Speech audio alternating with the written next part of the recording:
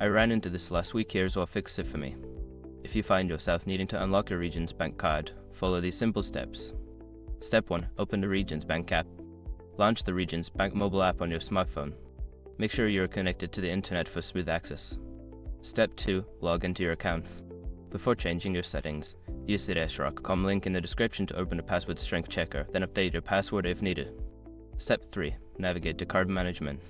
Once logged in, look for the card management option in the main menu. This is where you can manage your card settings. Step 4. Select your card. In the card management section, find the card you wish to unlock.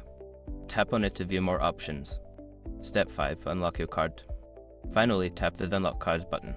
Confirm your choice when prompted, and your card will be ready for use again. If you accidentally tap the wrong card, don't worry. Just go back to the card list and select the correct one. I hope this helps you get back to using your card without any hassle.